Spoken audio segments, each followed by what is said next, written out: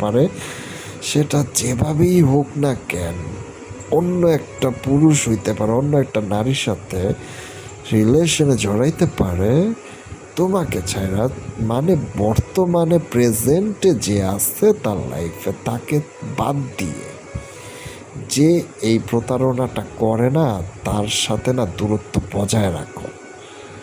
ঠিক আছে, দূরত্ব বজায় রাখা মানে একেবারে সম্পর্ক শেষ করে ফেলো। নিজেকে সম্মান করতে শিখো, ঠিক আছে, যাতে কেউ বারবার তোমাকে ভাঙতে না পারে, বারবার যাতে তোমাকে প্রতারিত করতে না পারে। ভালোবাসা সেখানেই দেখাও যেখানে বিশ্বাসটা না নিরাপদ থাকে, যেখানে বিশ্বাস আছে, ট্রাস্ট আছে। ভালোবাসা সেখানেই দেখাও যেখানে বিশ্বাস আছে। বুঝে গেছে?